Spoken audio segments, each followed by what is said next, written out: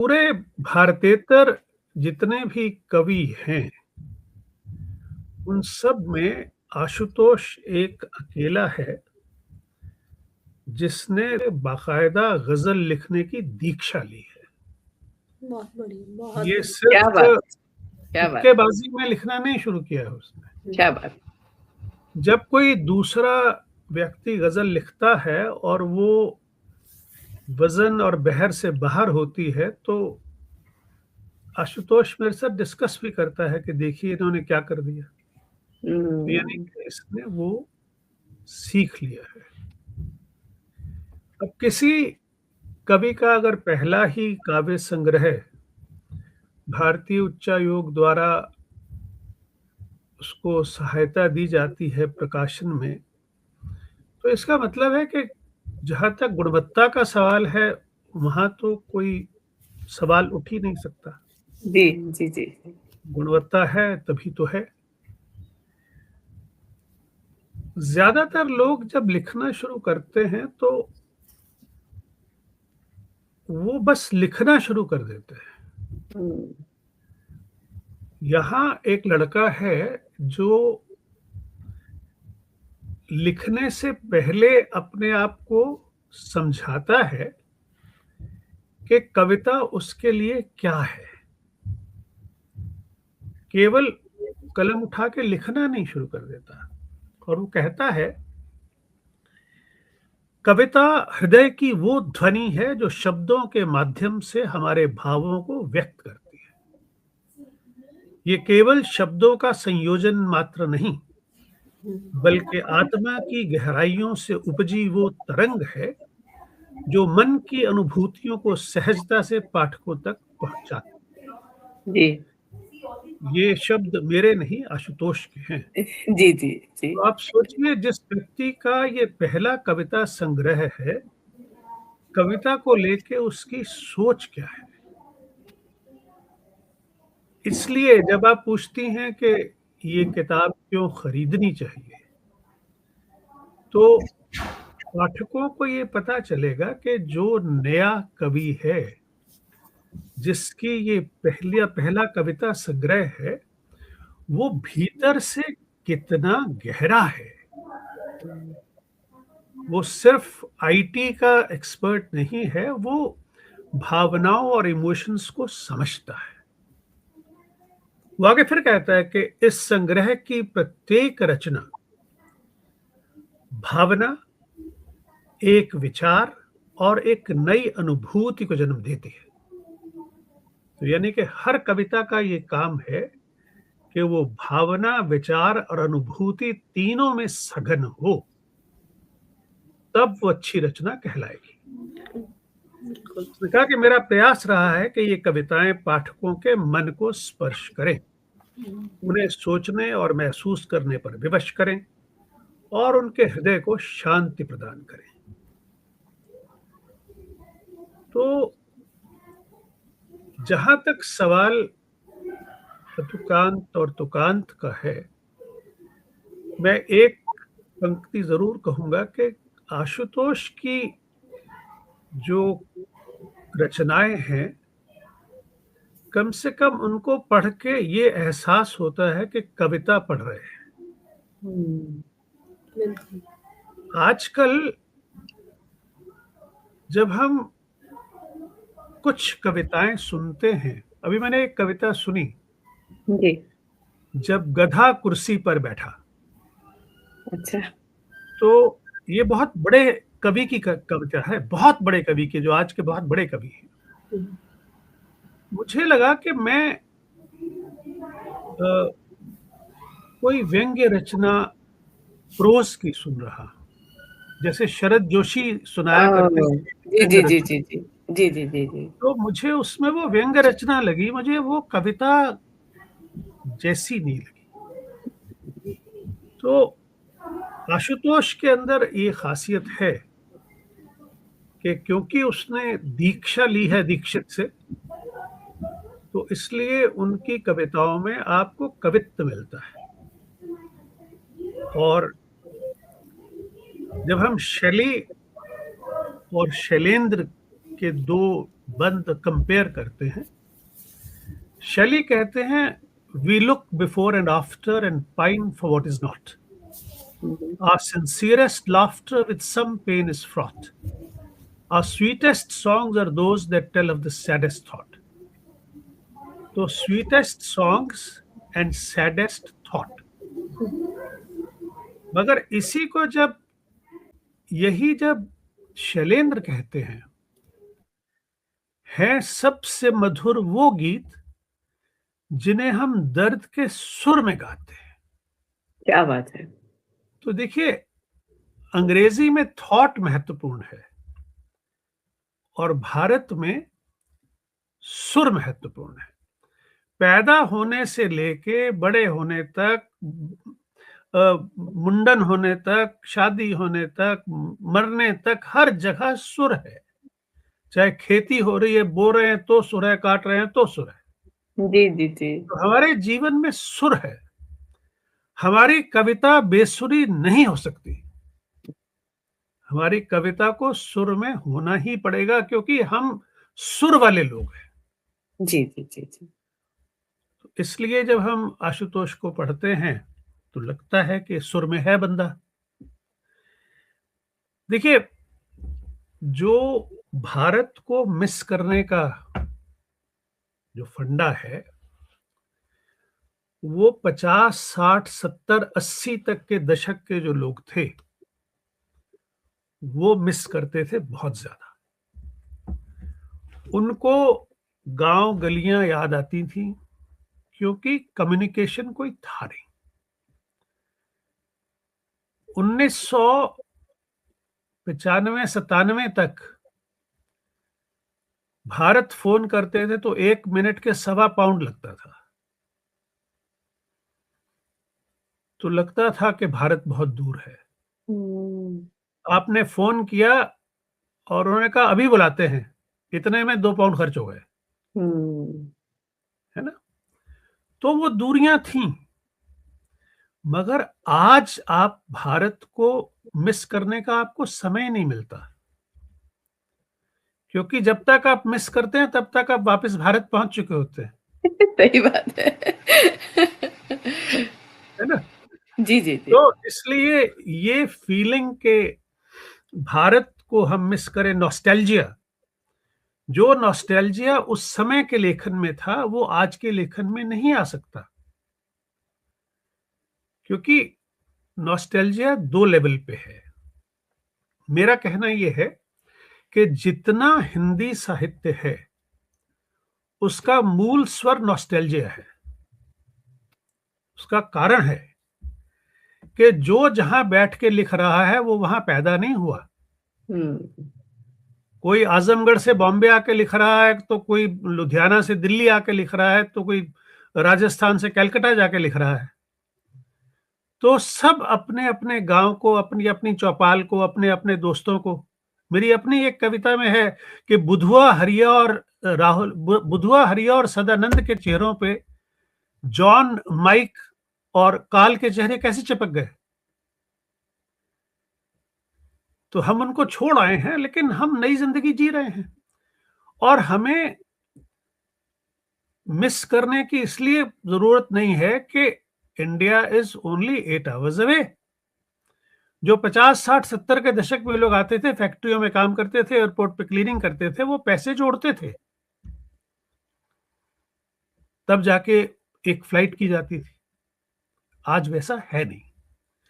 लेकिन फिर भी आशुतोष महसूस करता है, जब लोगों से मिलता है, कि परदेश में रहकर जब हम जड़ से कटने लगते हैं, परदेश में रहकर जब हम जड़ से कटने लगते हैं, पूरब और पश्चिम में जब रास्ते बंटने लगते हैं, हिंदी मिट्टी से जुड़कर रहने का हुनर देती है। हिंदी मिट्टी से जुड़कर रहने का हुनर देती है, अनजाने देशों में भी अपना सा वो घर देती है। तो जब हम हिंदी बोलते हैं, हिंदी वालों से मिलते जुलते हैं, तो लगता है कि जैसे हम वापस अपने घर के आसपास घरेलू माहौल में आ गए हैं। और वो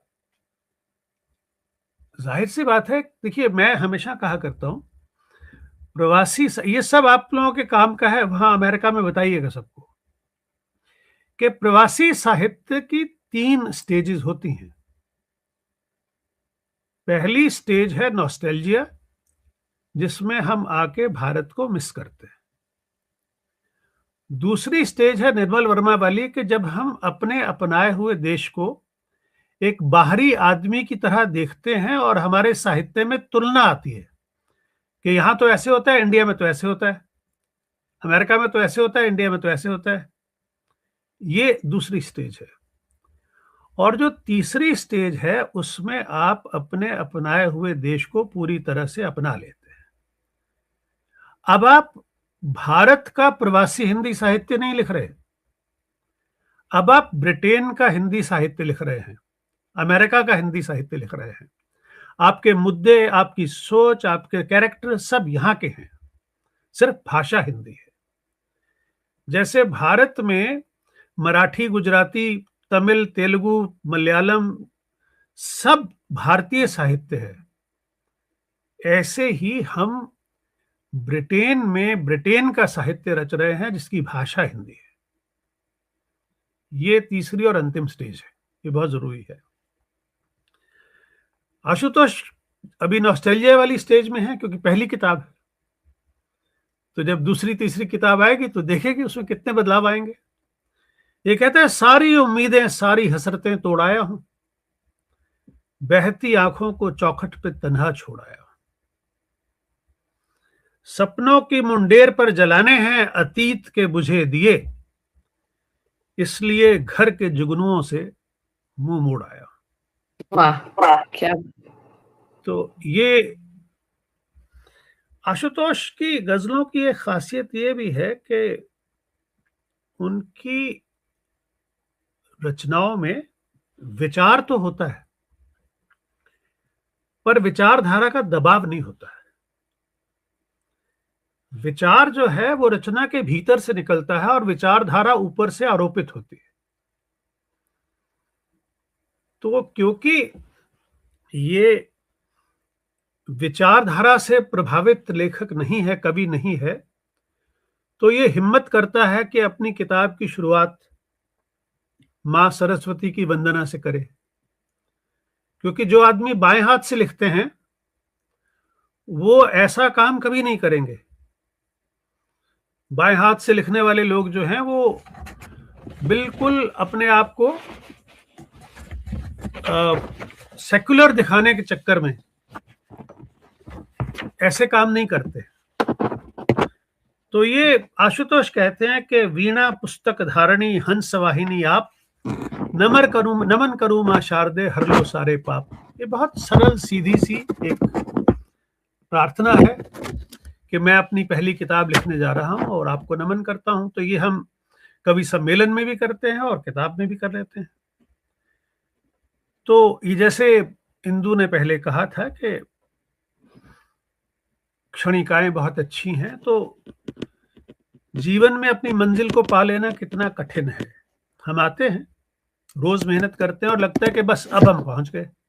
तो वो होता है कि हम आएंगे इंग्लैंड में 5 साल काम करेंगे, फिर पैसे कमा के वापस चले जाएंगे।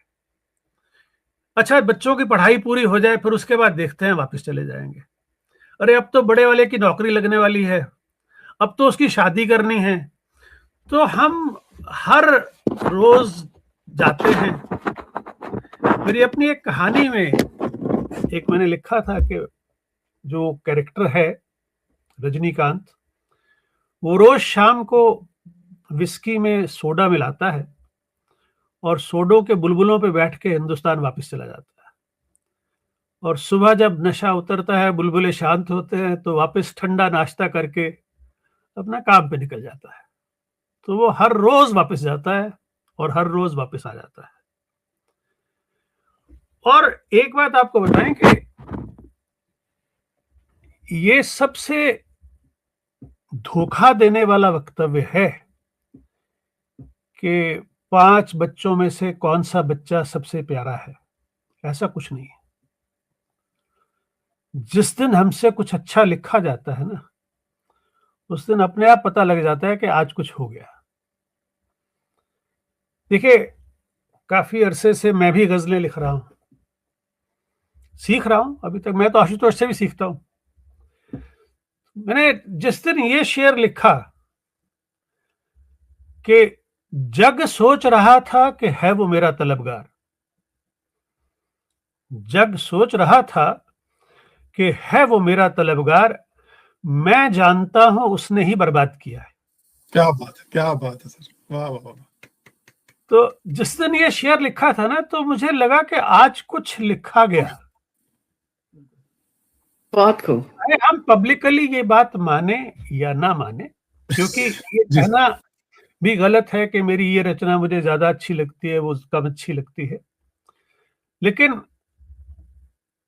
श्रीलाल शुक्ल कहा करते थे, तेजेंद्र, हर रचना की एक जन्म पत्री होती है। अब देखिए, प्रेमचंद का नाम लेते ही गोदान और कफन खट से याद आ जाते हैं। उन्होंने 310 कहानियां लिखी हैं, है ना। 310 कहानियों में से मैं दावा करता हूं कि एक्सटेम्पोर कोई आदमी 10 कहानियों के नाम बता दे, बड़ा मुश्किल है। इसी तरह तेजेंद्र शर्मा ने 104 कहानियां लिखी हैं। मैं खुद ही अपनी कहानियों के नाम नहीं बता सकता, कोई और कैसे बताएगा।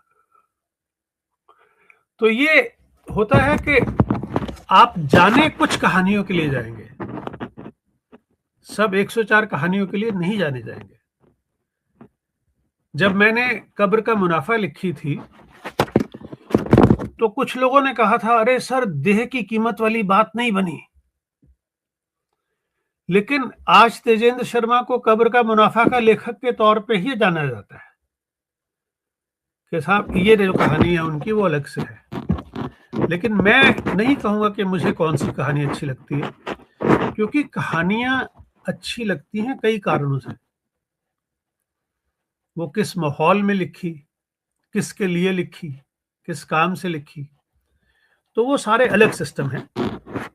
तो आशुतोष जब कहते हैं कि रोज मीलों की दूरी तय कर लेता हूं, पहुंचता पर कहीं नहीं। रोज मीलों की दूरी तय कर लेता हूं, पहुंचता पर कहीं नहीं। ना जाने क्यों मंजिल पर पहुंचते ही मंजिल बदल जाती है। तो ये देखिए कि आशुतोष ने जीवन के कितने बड़े रहस्य को इस उम्र में समझ लिया है। इसलिए निराशा इसको कभी नहीं होगी, क्योंकि मंजिलें जो हैं वो बदल जाती हैं पहुंचते पहुंचते। और राजनीति पर भी लिखता है। मैं हमेशा राजनीति पर लिखने से बचता रहा, मगर आशुतोष खुले दिल से लिखता है कि सरेआम बेगुनाहों पर पत्थर बरसाया जा रहा है, संविधान बचाने के बहाने देश जलाया जा रहा है। तो एक स्टैंड लिया है आशुतोष ने, और दुनिया के हर विषय पर एक राय रखता है आशुतोष, क्योंकि पढ़ा लिखा आदमी है। ग्लोबल वार्मिंग के बारे में भी जानता है कि क्या हो रही है। तो धरती को यूं रौंदा हमने, धरती को यूं रौंदा हमने, शीतल बयार मंद हो गए, सूरज की तपिश बढ़ती गई, बादल बनने बंद हो गए। तो देखिए, सूखे कुएं, सूखे पोखर, सूख गई सारी नदियां, अब पानी की तलाश में बीतेंगी आने वाली सदियां। अब तो जिस तरह से पानी कम हो रहा है, तो कोरोना पर भी बहुत अच्छी पंक्तियां हैं आशुतोष की। कितने मजबूर हैं आज देखो सभी, कितने मजबूर हैं आज देखो सभी, कैद घर में हैं हम सभी के सभी, औरों की बात क्या खुद के साए से भी बच रहे हैं अभी हम सभी के सभी। रास्तों पे भटकते ये सन्नाटे हैं, दिन गुजरता नहीं लंबी ये रातें हैं, जल्द जाएं गुजर इसी उम्मीद में, जी रहे हैं यहां हम सभी के सभी। सबसे अच्छी बात यह है कि आशुतोष को